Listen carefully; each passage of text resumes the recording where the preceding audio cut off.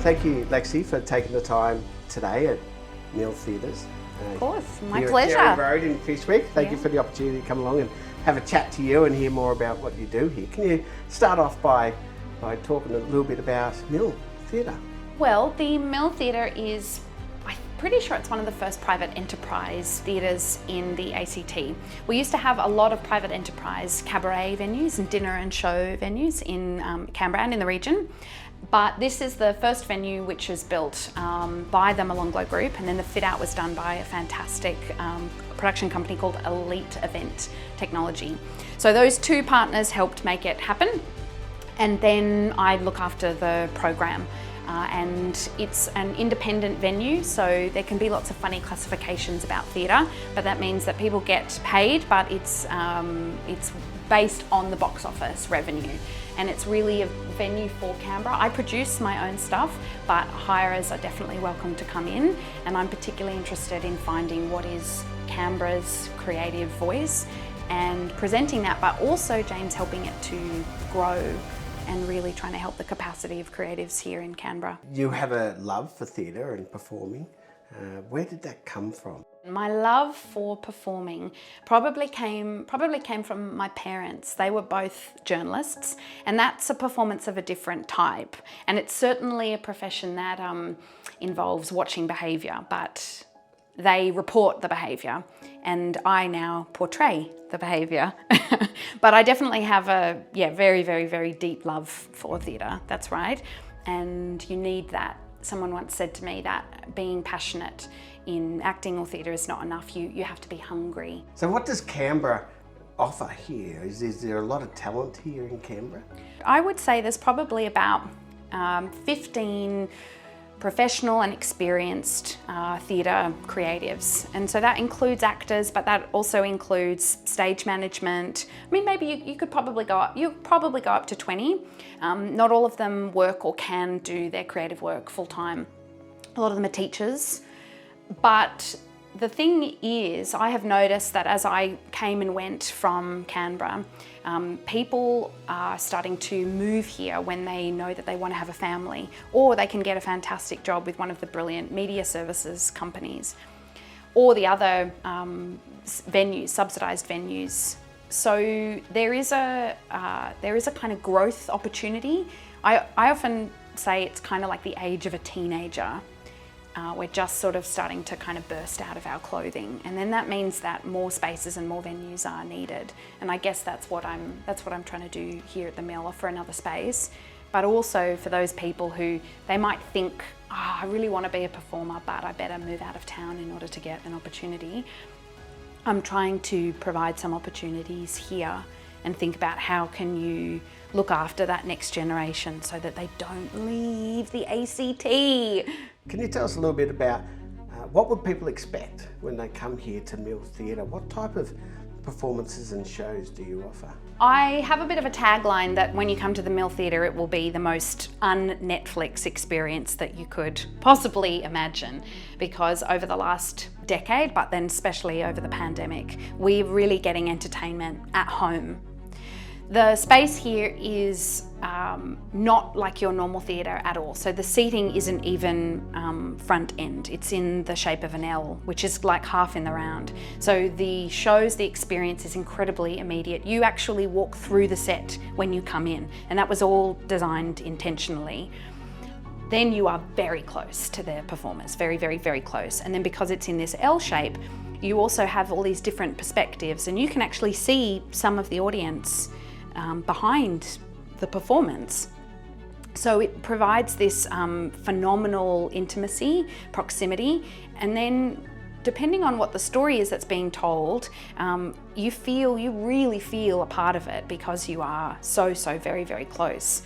The shows that I do, I'm really trying to do as big a range as possible. I'm a big believer in thinking about the Australian canon. So what are the great Australian plays which maybe have never ever been revived? They were done once in the 80s or once in the 90s.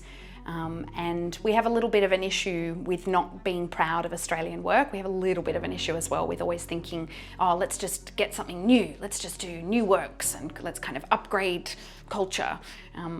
So I always make sure that there's something Australian from the past, and then everything else is really centered around two things, like great language, great writing, and great words, because that's, theatre really, really pops.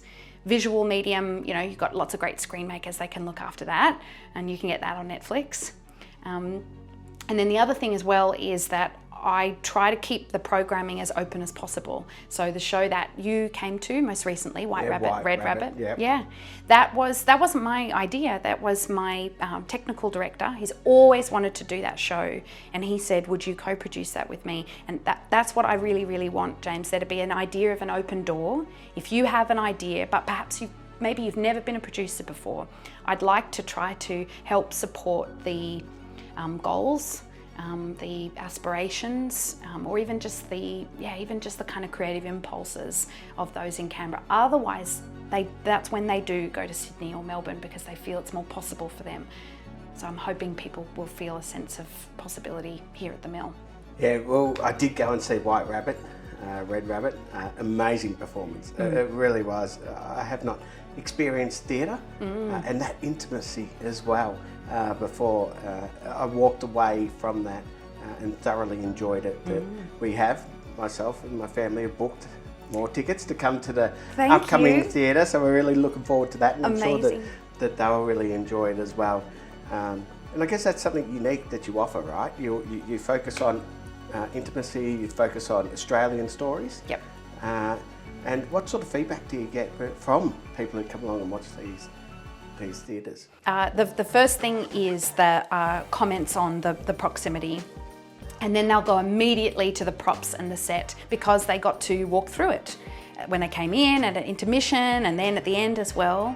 So the comments are always about the closeness, and then it becomes you can hear in their language this sort of like possession and enjoyment. I thought the story could have been like this, and then I thought this, and when you have someone engaged in the story like that, then you know that you're kind of cooking and firing on all cylinders, because you want Canberra people. You want to watch the stories and you want to watch the performers from your hometown. You do. That's why it's this phenomenal communal experience. And we've got lots of stuff from overseas or stuff online, as I've said. But I'm hoping that what that audience response will start sowing the seeds of is a kind of sense that this is uniquely Canberran.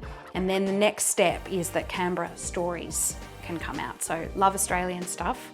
I love the odd international thing, I do, but certainly the next thing is what then are our stories that we can start sharing and enjoying all together. Look, it was something that we really enjoyed. It was actually getting involved with the theatre too. Not just sitting in the seat, we actually got involved with the theatre, and I think a lot of people don't expect that, and it's something really unique. How do people get in touch? How do people find you? How do people come along and see these performances? milltheatre@dairyroad.com. I put everything up on the website, and I'm on socials, on Instagram and on Facebook. As the producer, Lexi Seculis, you can find me on socials with Lexi Seculis Productions. I do advertising, all that usual kind of stuff, but definitely being here a part of the precinct as well is really good. I'm able to connect in with all of the other creatives and all the other businesses that are around here. So sometimes people might hear about me when I'm doing a partnership with the pizzeria or doing a partnership with Ramen Daddy, and I think that's really important as well. You can come here and you will see a show, but you can have a whole experience, so you can have a drink and a show or dinner and a show. But thank you for taking the time to speak with us today. Thank you. To talk about what you offer here at Mill Theatre. Should we take a look around? Should we go have a look and see what it's all about? Let me give you the tour. Let's do it. Yeah. Well, here of course is the beautiful dressing room, which I'm in love with, absolutely in love with.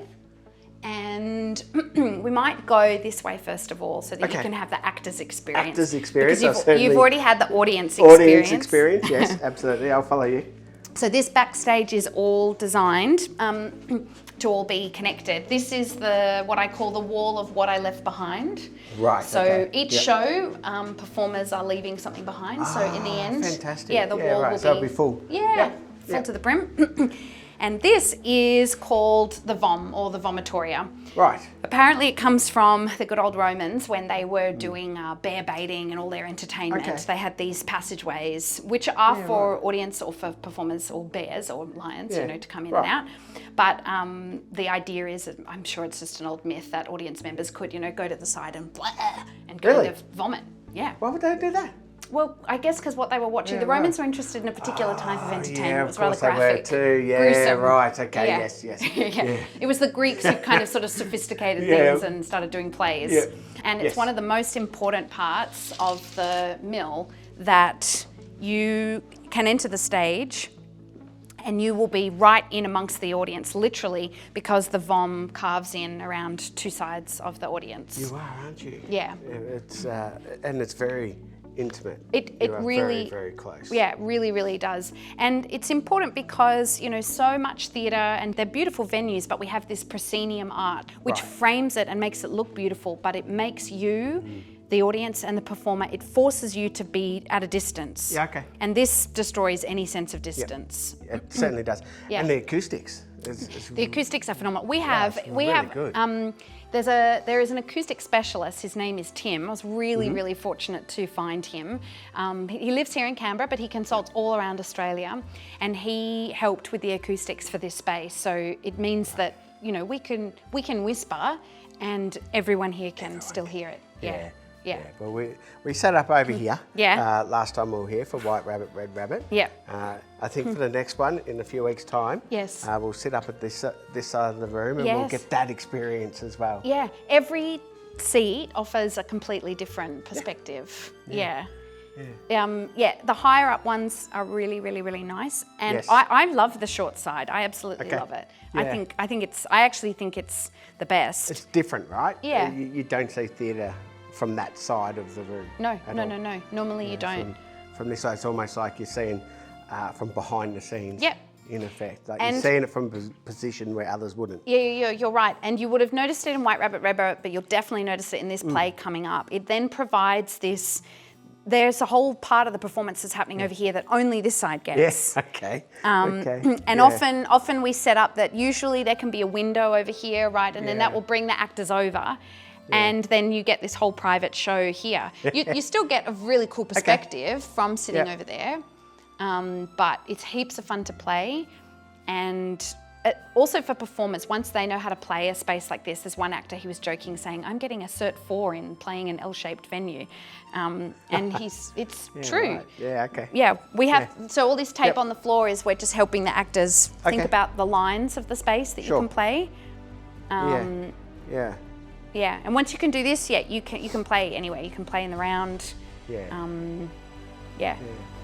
It's a lot of fun. It is a lot of fun. It seems like a lot of fun. Yeah. And it's in a unique situation, unique place out here, Dairy Road in Fyshwick. Yep. Wouldn't have known it was here. I hope that we can help promote it and get it out there so people are aware. Yeah. Because it's helping small business, it's helping local theatre, production companies, studio companies as your own, and help showcase and promote local talent as well in an environment where most people would not get to experience theatre in before. No. I'm grateful for any promotion and any support and discussion about it, because the creative economy is always deeply connected to hospitality, deeply connected to tourism. And that's what's particularly cool about this precinct. And Capital Brewery and Ramen Daddy, people come for entertainment, but then they can also experience something else. And so it's like the whole night of entertainment. There's a story, but you can have a drink and enjoy the evening. Yeah, exactly. Thank you very much. Thank you, James. Thank you so much.